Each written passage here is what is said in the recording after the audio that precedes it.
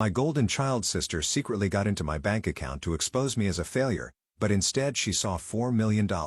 So now I'm ignoring her and my parents, who are demanding I help them pay off their debts. When people ask me about my childhood, I usually change the subject. It's not that it was terrible. I had food on the table and a roof over my head, but let's just say it wasn't exactly the Brady Bunch. My name's Ruby, and at 32, I'm finally ready to tell my story. Not because I want sympathy, but because maybe someone out there needs to hear it. I was 8 when my life changed completely. That's when my sister Sarah was born, 2 months premature. I still remember my dad rushing to the hospital in the middle of the night, and my Aunt Jessica coming to watch me. Everyone was so worried about the baby, and honestly, so was I. I didn't know much about premature babies then, but I could tell from the adults' faces that something was wrong. Sarah survived, but she was incredibly fragile. Our house turned into something between a hospital and a fortress against germs. Mom was constantly cleaning, and the smell of disinfectant became as familiar as the scent of dinner cooking. Every surface gleamed, and God forbid if I so much as sniffled. "Ruby, was that a cough?" Mom would ask, her eyes narrowing with concern, not for me, but for Sarah. "We can't take any chances. Pack your bag. You're going to Grandma's for a few days." And off I'd go, either to Grandma's house or Aunt Jessica's, like I was being quarantined. It happened so often that I kept a pre-packed bag in my closet. At first, I tried to see these visits as mini vacations, but after a while, it just felt like exile. I threw myself into school, determined to at least make them proud that way. I got straight A's, joined the debate team, even won a regional science fair. But every achievement was overshadowed by Sarah's latest doctor's appointment or minor improvement. "Look, Mom, I got first place in the science fair," I'd say, holding up my trophy. "That's nice, honey. Did you wash your hands? Sarah's been a bit sniffly today." The worst part? When Sarah turned 7, she suddenly stopped getting sick. It was like a switch flipped, and she became this perfectly healthy kid. But nothing changed with Mom and Dad. They'd spent so long protecting her that they didn't know how to stop. And Sarah? She learned pretty quick that she could get anything she wanted by playing the fragile card. High school should have been my time to shine. I was doing everything right, honor roll, extracurriculars, the works. But in our house, Sarah's drama always took center stage. I remember one parents' night particularly well. My chemistry teacher had just finished telling Mom and Dad about my potential for a science scholarship. "Ruby's one of our brightest students," Mr. Peterson said, beaming. "She has a real future." And before he could finish, Mom's phone rang. Sarah was having a crisis at home with the babysitter. "What's wrong, sweetie?" Mom asked into the phone, already gathering her things. I could hear Sarah's theatrical sobs through the speaker. "I can't find my favorite pen for homework. The one Ruby gave me is stupid." Just like that, parents' night was over. They rushed home to console Sarah over a pen. A pen. I stood there watching them hurry away, Mr. Peterson awkwardly patting my shoulder. After that, I noticed they stopped coming to my events altogether. "It was easier that way," they said. No risk of Sarah's tantrums interrupting things. "When I won the state debate championship, they didn't even put the trophy on the mantle." "Sarah gets anxious when she sees other people's achievements," Mom explained, tucking my trophy into a drawer. College acceptance day should have been huge. I got a full ride to state, academic scholarship, merit grants, the whole package. I was over the moon until I got home. "Whatever," Sarah rolled her eyes at dinner. "Now you can finally move out and I can turn your room into my gaming paradise." I'm thinking 3 monitors, maybe a streaming setup. I started counting down the days until freshman orientation. 4 years of college flew by, with me spending every possible moment in the dorms or library. Home became a place I visited occasionally, usually for mandatory family dinners where Sarah held court with tales of her latest middle school drama. At 23, armed with my degree, I landed a job as a manager at Thompson & Company. The salary wasn't great, enough to rent a tiny apartment and buy grocery store sushi, but not much else. I should have been discouraged. But honestly, just having my own space felt like winning the lottery. Then one day, scrolling through social media on my lunch break, I saw an ad for an investment course. "Learn to make your money work for you." Usually, I'd scroll past that kind of thing, but something made me stop. The course wasn't cheap, but it was within reach if I ate ramen for a month. That course changed everything. The instructor, Dave, had this way of making complex investment strategies seem obvious. I started small, putting a few $100 into promising tech stocks. Then a few hundred more. I studied market trends like my life depended on it, took advanced courses from top investors, learned about risk management and portfolio diversification. My first big win came from a small AI company nobody was watching. My $500 investment turned into $5,000 in 3 months. Then came the biotech startup that tripled my money. Before I knew it, My side hustle was making more than my day job. I'll never forget the morning I realized I could quit. I was sitting at my desk, pretending to care about quarterly reports, when my investment app pinged. Another stock had hit my target price. I did the math. My investment income was now triple my salary. I typed up my resignation letter right there. I kept going to those Saturday family dinners. Don't ask me why. Maybe habit, maybe some lingering hope that things would change. I'd sit there picking up Mom's overcooked chicken, listening to them go on and on about Sarah's life while my investment portfolio pinged away in my pocket. "Ruby, you're still at Thompson's, right?" Mom would ask occasionally, not really interested in the answer. "Yep, same job," I'd say, and watch their attention drift away before I even finished speaking. It was easier that way. No need to explain that I'd quit 2 years ago, that I was making more money in a day than I used to make in a month. Sarah was the star of every dinner conversation. She'd gotten into Carleton University, one of those schools where the tuition costs more than a house. "It's so expensive," Mom would sigh, but her voice was proud. "But Sarah deserves the best education. We've taken out loans, of course, but it's worth it for our little girl's future." Sarah would beam, twirling her pasta. "My roommate has a Gucci backpack. Everyone there comes from such good families." The undertone was clear. "Unlike your family, Ruby. Unlike you." One Saturday, I arrived to find Mom in tears over bills. Dad was at the kitchen table, surrounded by paperwork, his reading glasses perched on his nose. "The property taxes went up again," he muttered. "And with Sarah's tuition." I watched them struggle, remembered all the times they'd chosen Sarah over me, and still, they were my parents. That night, I set up an automatic transfer, $1,000 a month to their account. When I told them about it, Mom actually hugged me. It was the first time in years she'd shown me any real affection. "Oh, Ruby. This will help so much." I thought maybe things would change after that. Maybe they'd see me differently. But then I overheard them in the kitchen after dinner. "We should send some of Ruby's money to Sarah," Mom was saying. "At least $300. The poor thing feels so out of place among all those wealthy students." "Good idea," Dad agreed. "She needs to keep up appearances. Maybe she can finally buy herself that designer bag she's been wanting." I wanted to walk in there and tell them everything. About quitting my job, about my investments, about the fact that I could buy the whole damn designer store if I wanted to. But I didn't. I just stood there, shaking my head, listening to them plan how to spend my money on Sarah's social climbing. By the time I turned 29, I was ready for a change. My investment portfolio had grown beyond my wildest dreams, and I was tired of paying rent. After months of searching, I found the perfect apartment in a secure building with a great view of the city. Nothing flashy, just clean lines, good bones, and enough space to feel like home. Best part? I could buy it outright, no mortgage needed. The day I got the keys, I stood in the empty living room, listening to my footsteps echo off the hardwood floors. This was mine. All mine. No loans, no debt, no strings attached. I'd done this myself without anyone's help or approval. When Mom called to check in, meaning, talk about Sarah, I mentioned I was moving. "Did you find a cheaper rental?" she asked, distracted. I could hear her shuffling papers on the other end. "Just a different place," I said vaguely. "Better location." "Well, don't spend too much on rent, honey. You know how unstable the job market is for people in your position." I had to bite my tongue to keep from laughing. If she only knew that my position involved managing $1 million in investments, not pushing papers at Thompson's. At the next family gathering, Aunt Jessica asked about my new place. "Ruby's renting a new apartment." Mom jumped in before I could answer. "But wait till you hear about Sarah's latest accomplishments. She's about to graduate from Carleton University.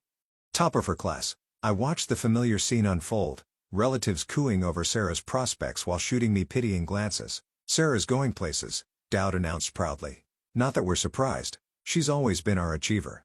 Already has companies fighting over her." Unlike some people who settle for mediocrity, my cousin whispered to his wife, not quite quietly enough. I sipped my wine and thought about the stock trade I'd made that morning that had earned more than his annual salary. But I stayed quiet, let them think what they wanted.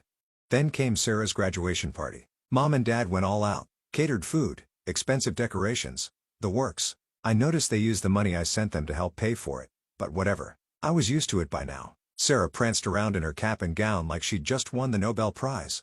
She spotted me by the punch bowl and made a beeline over, clutching her diploma like a weapon. "Look at this, Ruby." She thrust the diploma in my face. "Carleton University. Not some state school like you went to. And I already have interviews lined up with top companies. I'm not going to end up pushing papers like you." I took another sip of punch. "Congratulations, Sarah. That's all you have to say?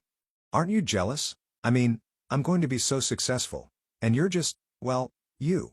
She stood there, practically vibrating with the need for me to acknowledge her superiority. I could have told her about my portfolio, about my fully paid apartment, about how I made more money before my morning coffee than she'd make in her first year of work. But what would be the point? Instead, I just shrugged and walked away, leaving her standing there with her diploma held high like a shield against her own insecurities. 3 months after graduation, Sarah was still unemployed.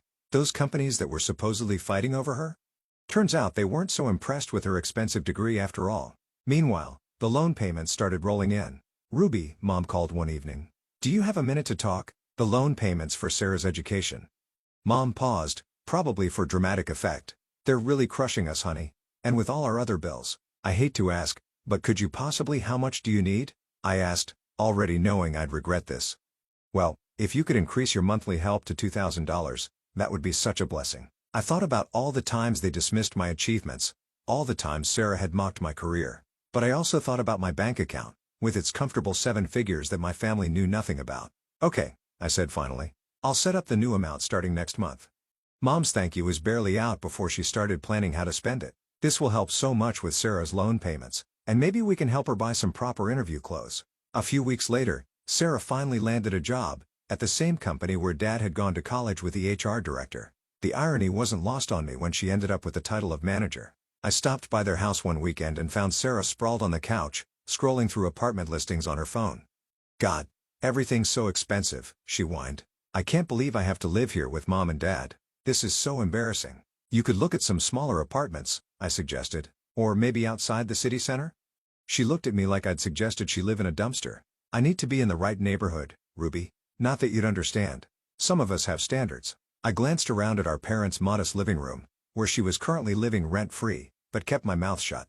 "Anyway," she continued, tossing her phone aside, "this is just temporary. Unlike you, I'm not going to be stuck as a manager forever. I have actual potential." As Thanksgiving approached, Mom went into her usual hosting frenzy. Every year, she insisted on doing everything herself, turning the kitchen into her personal stress domain. But this year was different. "I don't know what I'm going to do," she moaned over the phone a week before the holiday. "I sprained my back getting Sarah's laundry out of the dryer, and I can barely stand up straight. How am I supposed to cook for 20 people? Why don't you let me handle it?" I offered. "I can have everything catered from that new restaurant downtown." "You're such a good daughter," Mom gushed. "I don't know what we'd do without you." I caught sight of Sarah in the background of our video call, rolling her eyes dramatically. Mom's praise of me, however slight, was clearly ruining her day. Thanksgiving Day started like any other family gathering. The catered food arrived perfectly on time, and I helped Mom arrange everything while trying to ignore Sarah's running commentary about how store-bought stuffing could never compare to homemade. I brought my laptop along because the markets in Asia would be opening during dinner, and I had a few positions I needed to monitor. I set it up in my old room and left it running while I joined the family. The food was excellent, definitely better than Mom's usual dried-out turkey. As everyone settled in with their plates, Mom couldn't help but mention her back again. "I was so worried about how I'd manage the cooking," she said, addressing the whole table of aunts, uncles, and cousins. "But Ruby stepped in and arranged for all this lovely catered food. Wasn't that thoughtful?" "That's really nice of you, Ruby." Aunt Jessica smiled at me. "It must have been expensive." "Oh, it's nothing," I said, trying to deflect the attention. "I'm just glad everyone's enjoying it." "She's doing well enough at that management job to help us out quite a bit," Mom added proudly, probably the first time she'd bragged about me in years. I noticed Sarah's face darken. She pushed her chair back abruptly and left the room. I thought she was just having one of her usual tantrums, but something felt different this time. She returned moments later, clutching my laptop with a triumphant smirk that made my blood run cold. "Let's see just how well Ruby's really doing," she announced to the whole table. "Since she's so generous, I bet she won't mind if I show everyone her bank account. Time to prove what a loser she really is." I jumped up from my chair. "Sarah, don't." But it was too late. She had already turned the laptop around, my banking app still open from my earlier check. The room went dead silent. Sarah's face drained of color. She looked like she'd seen a ghost. Her hands started shaking so badly I thought she might drop my laptop. "Sarah?" Mom asked, concerned. "What's wrong? What does it say?" Sarah's voice came out as barely a whisper. $44 million. The silence that followed was deafening. I could hear the tick of Mom's ancient kitchen clock, of the refrigerator, the sound of my cousin's fork clattering onto his plate. "There must be some mistake," Aunt Jessica said, peering at the screen. "Ruby's a manager at Thompson's." "I haven't worked at Thompson's for years," I said quietly, finally letting the truth out. I quit to focus on investing full-time. I studied the markets, took courses, learned everything I could. And I got good at it. Really good. You mean you're rich? Sarah's voice cracked on the last word. I took a deep breath and looked around the table at my family's shocked faces. I've been investing for years now. Started small, learned as I went. Yes, I have $4 million in that account. And no, I wasn't hiding it. You all just never asked. The silence lasted exactly 3 seconds before Mom's scream shattered it like glass. $4 million? She shot up from her chair, her face turning an alarming shade of red. You have $4 million and you've been letting us struggle all this time? I stared at her in disbelief. Struggle? I send you $2,000 every month. You're a millionaire. She was practically hysterical now, her voice reaching pitches I didn't know were possible. Your sister has student loans. We have bills. How could you be so selfish, so greedy? Dad joined in, his face twisted with anger. We raised you better than this, Ruby. To think you've been hoarding money while your own family suffers. I felt something snap inside me. Years of being the second choice, the afterthought, the reliable but unimportant daughter, it all came rushing out. Hoarding money? Are you serious? I laughed, but there was no humor in it. Where were Mom and Dad's savings for your college, Sarah? Oh, wait. They didn't save anything because they spent it all on your endless demands. But funny thing, they didn't pay for my college either. Remember that? I got a full scholarship while you went to your fancy private university on loans. That's different, Mom snapped. Sarah needed. Sarah wanted. Sarah. I was standing now too. It's always been about Sarah. Well, guess what? My money is mine. I earned it. Every penny. $2,000 is nothing to you, Mom shouted back. You should be sending us at least $10,000 a month. We're your parents. The laugh that burst out of me was almost manic. $10,000? You want $10,000 a month? For what? So you can keep spoiling your precious Sarah? I turned to my sister, who was shrinking back now. You wanted to prove I was a loser? Surprise. The sister you've looked down on for years, the one you mocked for being just a manager, turns out she's the successful one. How does it feel? The relatives sat frozen around the table, forks suspended midway to their mouths, watching the scene unfold like a tennis match from hell. Well, if you're so successful, Mom spat, you can certainly afford to help your family more. It's your duty. My duty? I walked over to Sarah and snatched my laptop from her hands. My duty ended the day you decided Sarah was the only daughter worth caring about. She's the promising one, remember? The one with potential? Well, let her fulfill that potential and help you pay the bills. Aunt Jessica tried to intervene. Maybe we should all just calm down. But there was no calming the storm. Mom and Dad were both shouting now, their words overlapping into a hurricane of accusations and demands. Sarah had started crying, her go-to move when things didn't go her way. Without another word, I walked out of my childhood home. The sound of my mother's continued screaming following me all the way to my car. The messages started before I even got home that night. My phone buzzed constantly with texts and calls from Mom, Dad, and Sarah. At first, they were angry demands. Then came the guilt trips. I tried responding at first, hoping maybe they'd somehow understand, but it was like talking to a wall. They didn't want to understand. They just wanted access to my bank account. Then Mom took it to social media. Her post was a masterpiece of maternal martyrdom, heartbroken to discover my eldest daughter has become a millionaire while watching her family struggle. She refuses to help her sister with college loans or support her aging parents. Money truly changes people. Please pray for Ruby to remember her family values. The comments poured in. Family friends I hadn't seen in years suddenly had strong opinions about my character. How could she be so heartless? I always knew there was something off about that one. What kind of person abandons their family like this? Mom liked every single comment, adding little crying emojis and thank you for understanding responses. My relatives, who had witnessed the Thanksgiving meltdown firsthand, notably stayed quiet. But their silence didn't help much against the mob of family friends calling me everything from ungrateful to evil. That was the last straw. I opened my banking app and stared at the recurring transfer to my parents, $2,000 monthly, which they've dismissed as pocket change. With one click, I canceled it. I sent Mom one final message. I've canceled the monthly transfers. I'm done being your ATM. Don't contact me again. They didn't take the hint. The calls increased, now coming at all hours. Sarah tried using different numbers when I blocked hers. Dad left long, rambling voicemails about family duty. Mom's social media campaign kicked into high gear. I blocked them all, phone numbers, email addresses, social media accounts, but I knew they wouldn't stop there. James, I called down to my building's concierge. I need to add some names to the do not admit list. I gave him their names and descriptions, even showed him pictures. He nodded understanding. making careful notes. Sure enough, the very next day, James called up to let me know my parents and Sarah had tried to force their way in. They'd caused quite a scene in the lobby, threatening to call the police. That night, I opened my laptop and started researching real estate in other states. Maybe it was time for a fresh start somewhere new. Somewhere they couldn't find me. Some might call it running away. I call it setting boundaries. They had their chance. Years of chances, actually. They chose to ignore my achievements, belittle my success, and favor Sarah at every turn. Now that they've shown exactly how they view me, I feel no obligation to maintain the relationship.